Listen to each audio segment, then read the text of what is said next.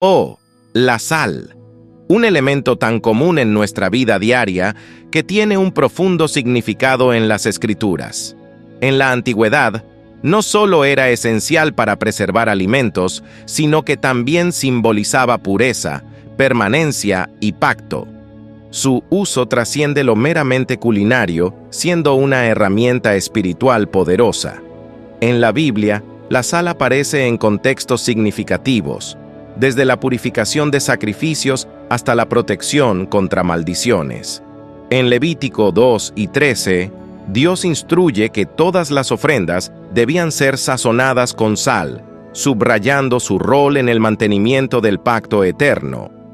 Este símbolo de lealtad y durabilidad también aparece en historias de sanación y purificación, como en 2 Reyes 2 y 19, donde Elías usa sal para sanar aguas contaminadas. Así, la sal en la Biblia no es solo un ingrediente, sino una poderosa herramienta espiritual que refleja la pureza y el compromiso con lo divino. En este video, revelaremos el poder de la sal como arma de guerra espiritual. Hablaremos de manera clara y sencilla, para que todos puedan comprender su uso puro y correcto. Vamos a prestar mucha atención. ¿Sabías que hay 3 cosas que tú puedes hacer con la sal para romper toda maldición y atraer bendiciones de abundancia sobre su vida? ¿Por qué crees que Jesús les dijo a sus discípulos que eran la sal del quédate hasta el final? Porque allí revelaré esa respuesta. Y te lo aseguro que te sorprenderá con las revelaciones sobre esta poderosa arma espiritual. Primero, debemos reconocer una verdad absoluta. Todo fue creado por Dios, por medio de Él y para Él. Nada existe fuera de su voluntad. Y esto implica que Dios creó la sal con un propósito. No hay absolutamente nada en este mundo que no haya sido creado por la mano poderosa de Dios. Por Él fueron creadas todas las cosas. Esta verdad resuena en cada grano de sal, en cada gota de agua, en cada chispa de fuego. Dios concibió la sal incluso antes de la vida. La sal, siendo un mineral, fue creada desde el comienzo. La Iglesia muchas veces evita hablar de que Dios concede autoridad no solo a los humanos, sino también a las plantas, animales y elementos. Cada cosa tiene un propósito divino. Consideremos el fuego y el agua. El fuego tiene la autoridad de consumir todo lo que toca, mientras que el agua tiene la autoridad de dar vida. De manera similar, a la sal se le dio la autoridad de salar y preservar. El fuego devora, el agua da vida. La sal preserva y purifica. Cada uno de estos es un instrumento en las manos del Todopoderoso. Si meditamos profundamente, todos los elementos del mundo tienen un propósito divino. Así como la sal preserva los alimentos, ¿acaso no preserva también nuestra fe en tiempos de prueba? Deseo hacer una pequeña pausa para animarle a compartir su experiencia con la sal.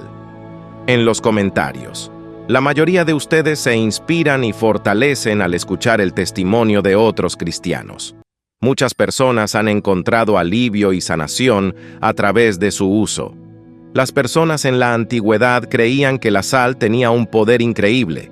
Conservaba la carne, sazonaba los alimentos y, sorprendentemente, era usada como moneda 2000 Dain.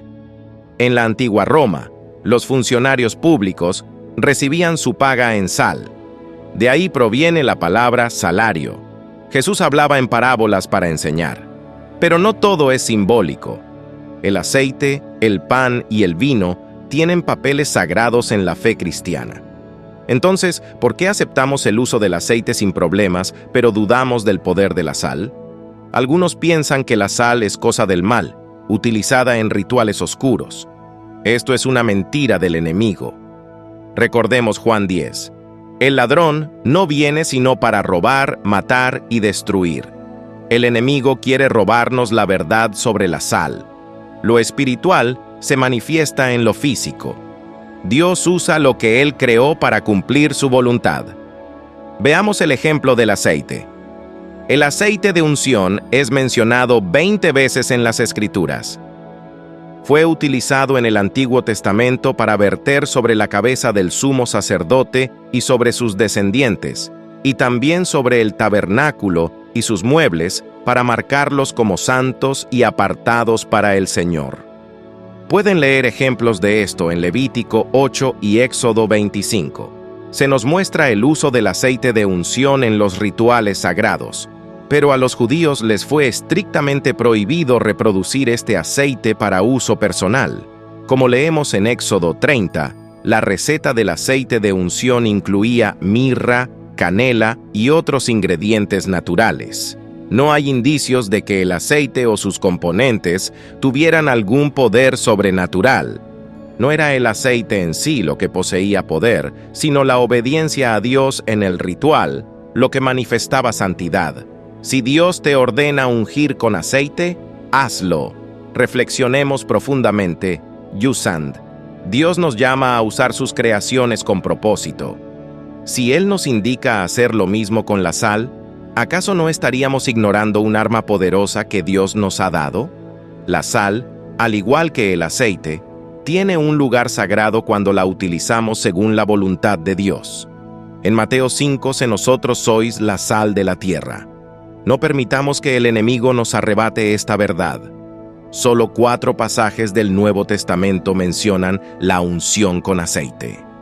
En Lucas 7, María unge los pies de Jesús en un acto de adoración.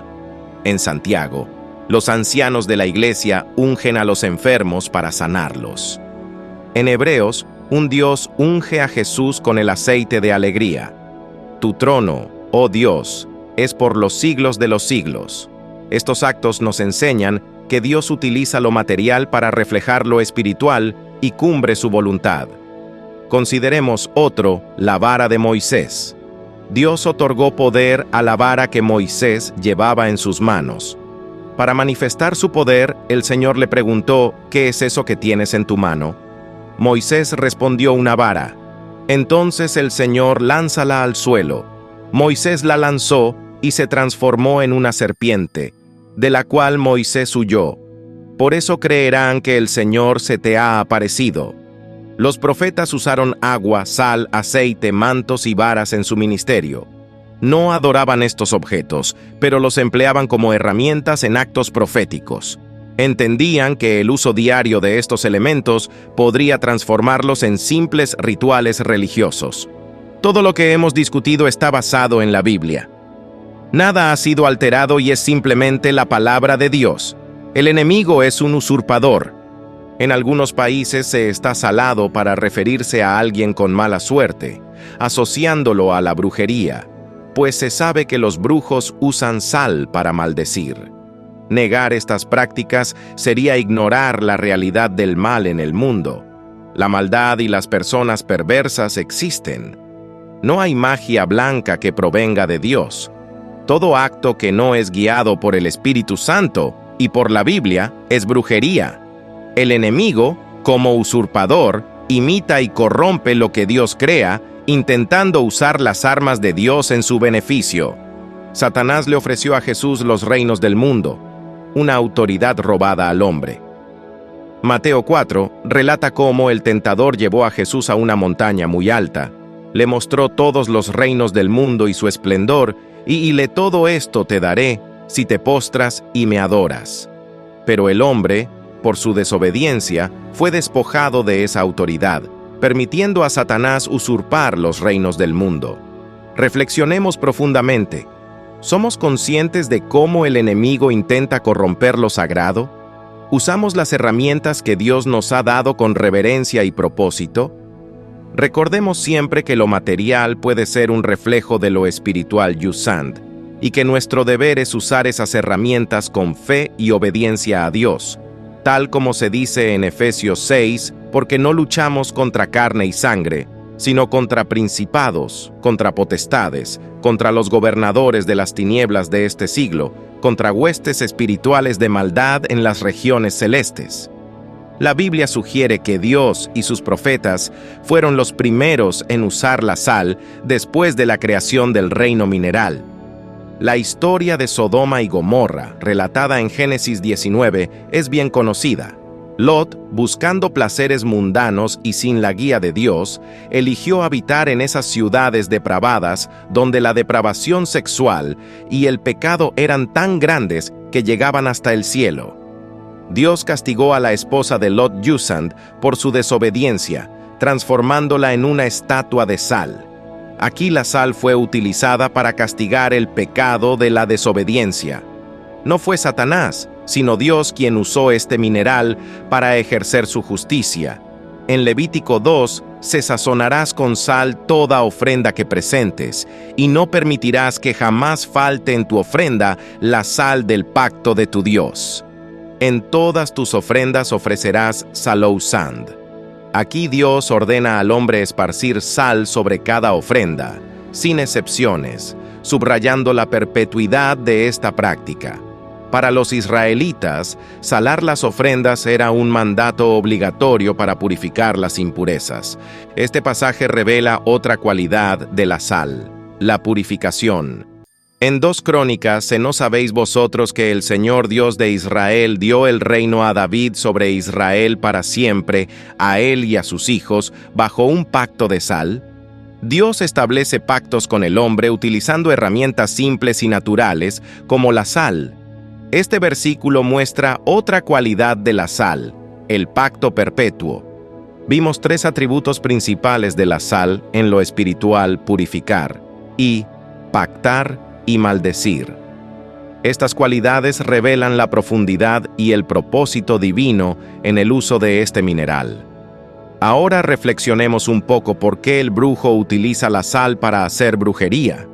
Usa precisamente este elemento porque ha percibido el atributo espiritual que representa la sal.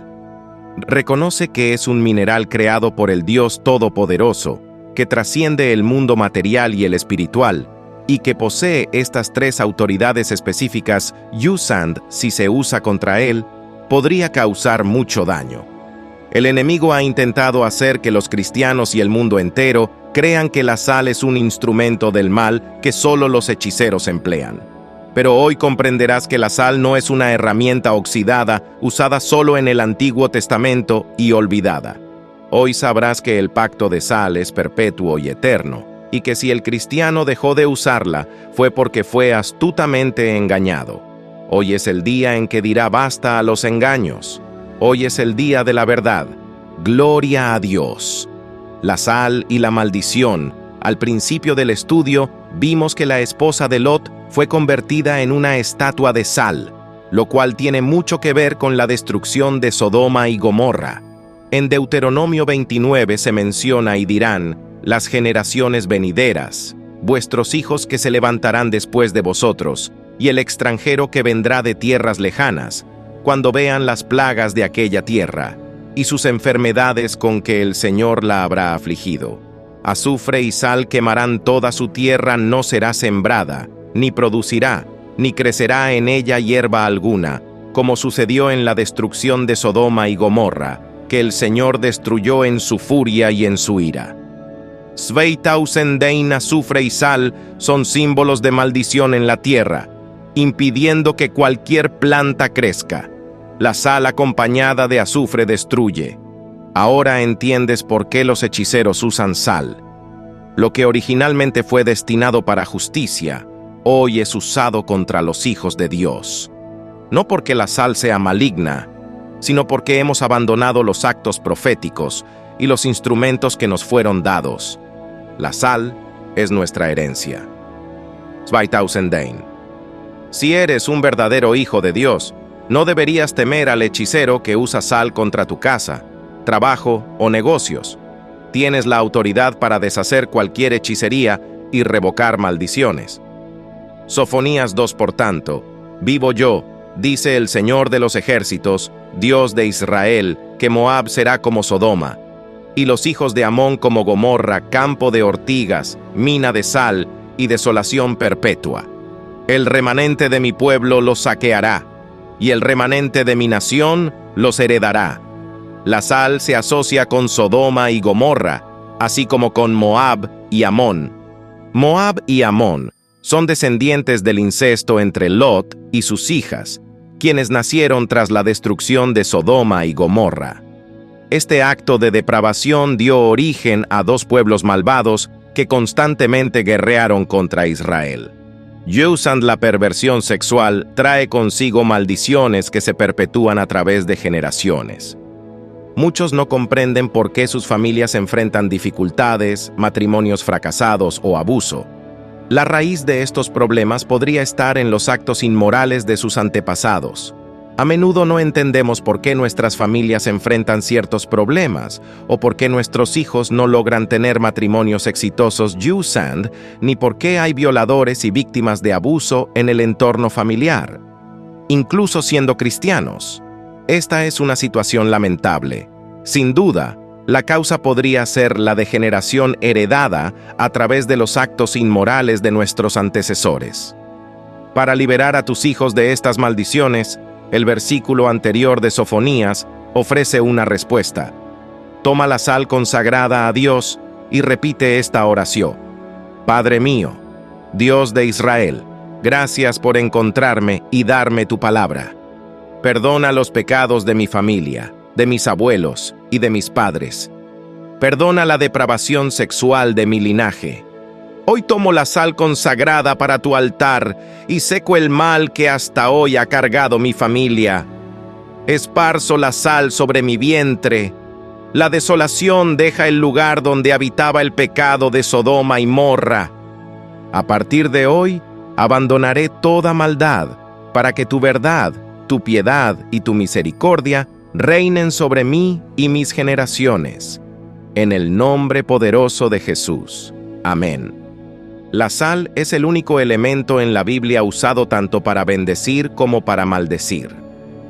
Es un arma dada por Dios a sus hijos, pero el enemigo la usa en nuestra condición. No temas, Jesús, vosotros sois la sal de la tierra. Pero si la sal pierde su sabor, ¿con qué será salada? No sirve más para nada, sino para ser echada fuera y pisoteada por los hombres. En la Biblia, la sal aparece en contextos de maldición y bendición. El Salmo 107, Dios convirtió los ríos en desiertos, secó las fuentes. Él convirtió la tierra fértil en tierras saladas por causa de la maldad de sus habitantes. La sal marca una tierra estéril como un castigo por la maldad. Los cristianos raramente usan la sal para maldecir, lo cual es correcto, ya que debemos tener un amor genuino. Sin embargo, un hijo de Dios debe saber cuándo usar la sal para la guerra y cuándo para la paz. La sal es un arma tanto de guerra como de paz. Aquí nos enfocamos en la sal como un instrumento de guerra espiritual. Un ejército se forma para la protección de un país y se usa en el momento oportuno cuando un invasor intenta tomar el territorio por la fuerza. Mientras los invasores no intenten tomar el país, el ejército se mantiene en estado pasivo, pero siempre preparado para la batalla. Lamentablemente, en la guerra espiritual, el enemigo ya está atacando el territorio cristiano, y la sal debe ser empleada para maldecir al ejército enemigo. Toma la sal consagrada a Dios y espárcela en tu ciudad. Ahora te invito a hacer esta oración con Padre mío, Dios de Israel. En este día tomo la sal del pacto y la esparzo sobre toda mi ciudad, casa, barrio, iglesia, y seco toda obra del enemigo, toda idolatría. Deshago todo pacto que el hechicero y el brujo hayan hecho sobre esta ciudad, y doy un ultimátum al hechicero: si no se arrepiente de todo su mal, él mismo caerá bajo la mano poderosa del Dios vivo. Ato al hombre fuerte en el nombre de Jesús, y ato todo espíritu de venganza que quiera venir contra mí y contra los míos. Yusan desde hoy y para siempre, nunca más se levantará la maldad en esta ciudad. En el nombre de Jesús. Así sea escrito y así se cumpla. La sal es poderosa. Eliseo salió al manantial de las aguas, echó sal, y así dice el Señor: he purificado estas aguas. De allí no saldrá más muerte ni esterilidad. Este es el versículo más recordado sobre la sal, y Eliseo, un hombre con la porción doble del Espíritu, usó la sal que Dios le concedió y curó las aguas en nombre del Señor. Ezequiel 4. Cuando termines de expiar, ofrecerás un becerro sin defecto, una carnero sin mácula. Los sacerdotes echarán sal sobre ellos y los ofrecerán en holocausto al Señor.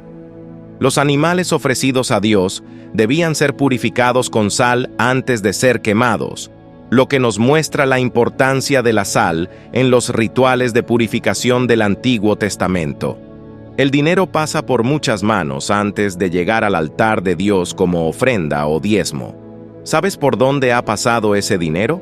Tal vez ha pasado por ladrones, asesinos, contrabandistas, casas de prostitución, hechiceros, etc. La sal consagrada a Dios es un potente agente de purificación, capaz de santificar el dinero que llevas al altar. Regla de si deseas consagrar sal para Dios, tómala con reverencia y respeto. Si compras sal para consagrar, adquiere un paquete entero y destina el 100% al servicio de Dios. Utiliza esa sal exclusivamente para honrar a Dios. No puedes usar una parte para Dios y otra para cocinar. Entiende que compraste la sal únicamente para ser usada en el altar. Así como destinas la sal comprada exclusivamente para Dios, así debe ser el recipiente que usarás. No busques un frasco viejo en casa, compra un recipiente nuevo y destínalo especialmente para honrar a Dios. Esta misma norma debe aplicarse al aceite. Muchas iglesias, al recibir diezmos y ofrendas, esparcen sal sobre ellos y oran a Dios para que sean purificados de toda impureza, tal como se explica en Levítico 2. Aunque no todas las iglesias practican este acto profético, hay personas que comprenden que el trabajo de sus manos debe ser puro. Por ello, antes de dar el diezmo, lo limpian en casa utilizando la sal que fue consagrada para esa tarea. El pacto, según Números 18, dice: todas las ofrendas elevadas de las cosas santas que los hijos de Israel ofrecieron al Señor, yo las he dado para ti, para tus hijos y para tus hijas contigo, por estatuto perpetuo. Pacto de sal perpetuo delante del Señor, para ti y para tu descendencia contigo. Estamos leyendo la misma Biblia. Aquí se menciona un pacto de sal perpetuo. Este pacto sigue vigente en la actualidad para aquellos que honran a Dios. Puedes, pero eso era para los israelitas. Yo te responderé que tú eres un injerto en el amor del mismo Padre, que da a quien lo busca. En las Sagradas Escrituras, la sal, por sus cualidades como conservante, simboliza durabilidad y lealtad, lo eterno, y se usa como señal de pacto. Lo esencial de un pacto es que sea perpetuo, y por eso la sal es un buen símbolo. En Oriente, debido a que la sal evitaba la descomposición, se convirtió en símbolo de estabilidad y permanencia en la amistad. Según las costumbres antiguas, un lazo de amistad se establecía a través de la sal. Compartir una comida sazonada con sal entre dos personas era una garantía de amistad duradera, una promesa de fidelidad perpetua que aseguraba la solidaridad permanente 2010 de las partes. Se decía que quienes compartían una comida sazonada con sal se comprometían a no traicionarse ni perjudicarse mutuamente.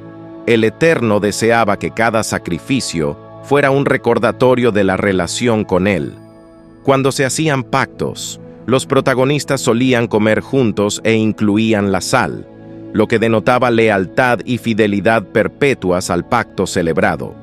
Por lo tanto, un pacto de sal debía ser cumplido sin falta. Números 18 menciona que el incumplimiento o la traición al pacto de sal a menudo se pagaban con la muerte. En una ocasión, un historiador estadounidense estaba investigando en una ciudad del Oriente Medio. Al caer la noche, sabiendo lo peligrosas que eran esas carreteras, decidió detenerse en una tienda en el camino. Lo más probable es que esa tienda fuera frecuentada por bandidos, pero el historiador no tenía otra opción. La noche era fría y el peligro acechaba. Al acercarse a la tienda, habló con el dueño, quien le advirtió que era un ladrón y que podría matarlo y robarle. Sin embargo, el viajero respondió: Sé que eres un ladrón, pero haré un pacto de sal contigo. Entonces el ladrón respondió: Ven, pasa, bendito del Señor, y siéntate. El ladrón colocó pan sobre la mesa y lo sazonó con sal. Ambos compartieron la comida. A la mañana siguiente, el americano se levantó y encontró al ladrón vigilando la tienda y cuidando las pertenencias de su huésped. El ladrón contó las pertenencias del viajero y las devolvió con amabilidad. El americano subió a su vehículo y continuó su viaje escoltado por el ladrón, quien lo acompañó y protegió hasta llegar a su destino. El ladrón sabía que pactar con sal con un hombre es un servicio a Dios y que honraría el pacto hasta el día de su muerte.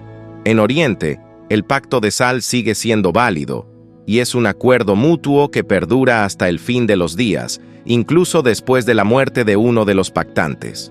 Un comerciante fue al campo para comprar 100 ovejas, pero al llegar descubrió que el pastor tenía 300 ovejas, y quería venderlas todas. El comerciante notó que no tenía suficiente dinero para comprarlas todas. Entonces, el pastor propuso hacer un pacto de sal, prometiendo darle las 300 ovejas y el comerciante pagaría las 200 restantes y en un plazo de 60 días. Ambos aceptaron y compartieron una comida sazonada con sal. El comerciante llevó las 300 ovejas, pero 30 días después murió. Sin embargo, su hijo conocía el pacto que su padre había hecho con el pastor. A los 60 días, el hijo del comerciante honró el pacto que su padre había establecido y pagó el resto del dinero adeudado. Es crucial entender que el pacto de sal es un compromiso mutuo entre Dios y el hombre, una relación equilibrada. No puedes prometerle a Dios un pacto y luego vivir de manera desordenada. Dios honra a quienes lo honran y promete ser su padre, pero debes recordar los mandamientos de tu Dios. Éxodo 20 menciona el Valle de la Sal, un lugar donde la victoria es para aquellos que luchan por su bendición. Yusán, según Samuel, David se hizo famoso al regresar de la derrota de 8,000 arameos en el Valle de la Sal. David también mató a 1,000 edomitas en el mismo valle, perpetuando la batalla con ese nombre. El Valle de la Sal es el lugar donde los israelitas derrotaron a sus enemigos en 2 ocasiones, siendo la primera la victoria de David sobre los 8,000 arameos. Aunque los estudiosos no pueden localizar exactamente el lugar descrito, Samuel relata que en ese lugar David fue enaltecido por su pueblo al obtener una victoria inesperada. Es fundamental comprender que si no luchas tus batallas, no ganarás. Muchos de nosotros hemos crecido con la idea de que Dios lucha nuestras batallas, pero eso es una verdad a medias. Dios ha ganado la guerra. Todo está consumado. Pero tú debes luchar tus propias batallas para obtener tus bendiciones. Es un error común entre los cristianos modernos limitarse a orar y clamar. Jesús, el Verbo hecho carne, no se dedicó solo a orar, también actuó. El Maestro, al igual que David, sabía que las batallas se enfrentan practicando la fe que se profesa. Debemos orar, ayunar y alabar, pero también es necesario poner en práctica lo que creemos. Para el israelita, la sal tenía una importancia, sellaba el pacto de Dios con el hombre, purificaba las ofrendas y se utilizaba para bendecir o maldecir. David debía demostrar al pueblo que Dios estaba con él y que la sal del pacto estaba sobre su cabeza, asegurando que la victoria vendría de la mano del Señor. Ahora tú que deseas las bendiciones de Dios, ¿qué estás dispuesto a hacer para alcanzarlas? ¿Esperas sentado o solo oras en casa esperando que Dios se manifieste? No te conformes solo con asistir a la iglesia. Los cristianos a menudo esperan la respuesta de Dios sin querer hacer sacrificios adicionales. En lugar de limitarte a lo estrictamente necesario para ser considerado un buen creyente, sé proactivo en tu fe y compromiso. Somos conformistas, pero no agradecidos. Deseamos alcanzar la mayor de las bendiciones con el mínimo esfuerzo. ¿Qué debe hacer un cristiano para obtener sus bendiciones? La respuesta es luchar por ellas. La historia de David es un ejemplo de cómo la sal puede tanto bendecir como maldecir. Si te diriges a la batalla con la intención de vencer, la sal será una bendición. Pero si enfrentas la batalla con una actitud de hacer lo que se pueda, entonces la sal será tu perdición. Así actúa el si maldice tu hogar con sal y no estás consagrado a Dios, esa maldición recaerá sobre ti. Sin embargo, si comprendes que la sal es un arma destinada para ti y honras a Dios con fidelidad, ninguna plaga ni maldición tocará tu hogar. Un cristiano debe orar, ayunar, consagrarse y ser justo, piadoso y recto ante Dios. Viviendo espiritualmente, si no vives en el ámbito espiritual, algo falta en tu vida. La sal es el principio de esa lucha. En muchas ocasiones Jesús sanaba solo con su palabra Zweitausendsein, pero en otras usaba actos proféticos para demostrar que era el Hijo del Creador. En Juan 9 se relata que al pasar Jesús vio a un hombre ciego. Sus discípulos le rabí, ¿quién pecó, este hombre o sus padres, para que haya nacido ciego? Jesús respondió, no es que pecó este hombre ni sus padres, sino para que las obras de Dios se manifiesten en él. Es necesario que yo haga las obras de aquel que me envió mientras es de día. La noche viene cuando nadie puede trabajar. Mientras estoy en el mundo, soy la luz del mundo. Dicho esto, escupió en la tierra, hizo lodo con la saliva y untó los ojos del ciego con el lodo. Dicié, ve a lavarte en el estanque de Siloé, que significa enviado. El hombre fue, se lavó y volvió viendo. Quizás aún no hayas comprendido lo que estoy tratando de explicar. Por eso daré algunos ejemplos sobre las plantas. Sabemos que Dios creó todo lo que existe y que todo fue hecho para su gloria. Entre lo creado hay plantas que tienen propiedades curativas para el cuerpo humano y animal, y algunas son utilizadas en medicamentos modernos como la aspirina y la morfina. Ahora bien, ¿son las plantas espirituales o materiales? Claramente me dirás que son materiales, ya que pertenecen al mundo físico que conocemos. Pero ¿qué pasa si te digo que las plantas comenzaron su existencia en el mundo espiritual? Al inicio de la existencia no había nada, solo un enorme vacío y de repente la creación de todo. Génesis. El mundo físico que conocemos es el resultado de traer lo espiritual a lo material.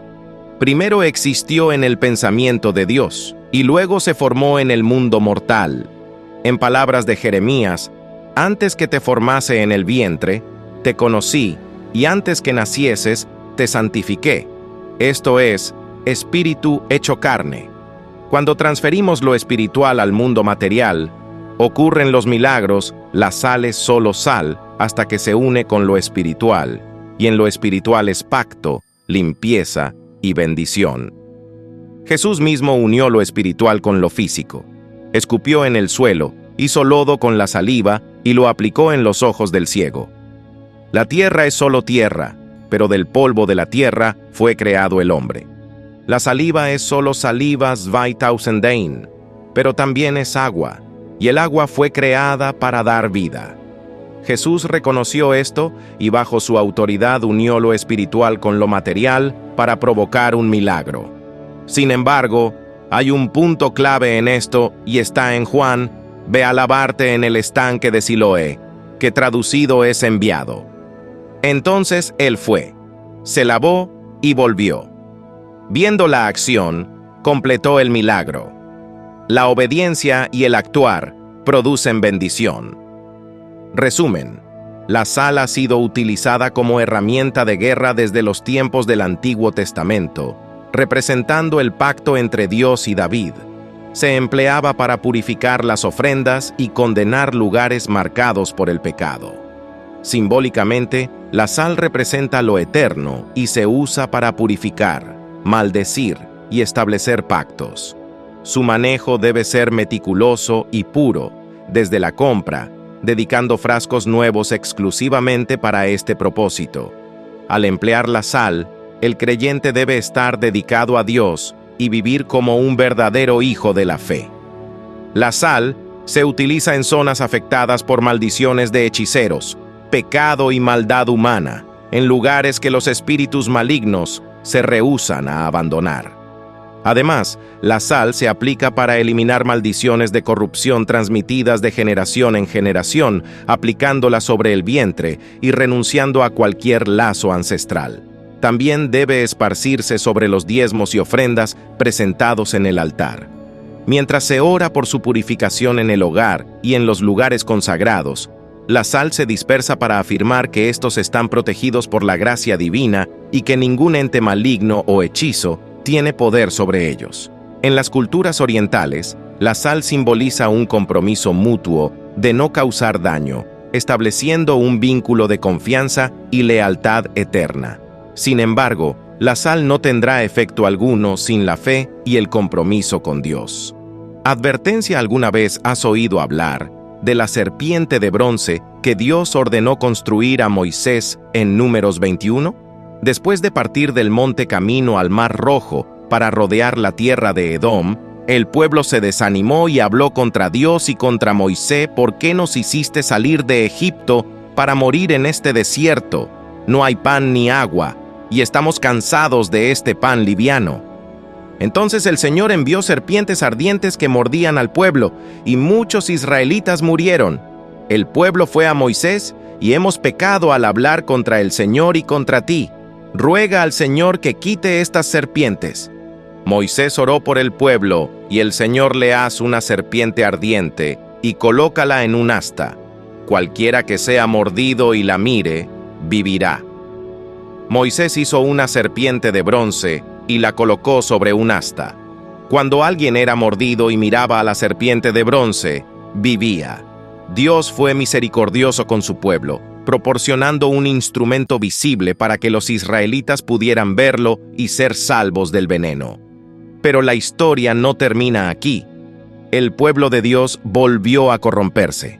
En Reyes 18, el rey Ezequías eliminó los lugares altos, rompió las imágenes, cortó los símbolos de acera y destruyó la serpiente de bronce que Moisés había hecho, porque hasta entonces los israelitas quemaban incienso ante ella y la llamaban Neustán. El rey Ezequías destruyó la serpiente porque el pueblo de Israel había olvidado que el milagro provenía de Dios y no de una estatua. Yusand, lo mismo sucede con la sal. Debe ser un instrumento al servicio de los hijos de Dios, no venerado ni usado a la ligera. La sal es un medio para manifestar la autoridad de Dios. Sé correcto, sé un siervo fiel, y no cometas el mismo error de los israelitas. Utiliza las herramientas de Dios correctamente, y siempre tendrás el favor de tu Padre Celestial. Bienaventurados sean. No vivas en lamentos o autocompasión. Eres un guerrero en tiempos de guerra, y el único objetivo es avanzar, no retroceder. Un cristiano nunca retrocede. Un cristiano es fiel a su Dios en los buenos y malos momentos. La fe nunca debe disminuir. Si eres cristiano, si el poder espiritual de la sal en la Biblia te sorprendió, imagina el video que aparece en la pantalla 2000 Dane. Haz clic en él y descubre lo que la Biblia dice sobre él. ¿Por qué Dios no puede matar a Satanás y a los demonios caídos? Una verdad abrumadora. Deja en los comentarios tu opinión sobre el tema del video, siempre respetando la opinión de los demás.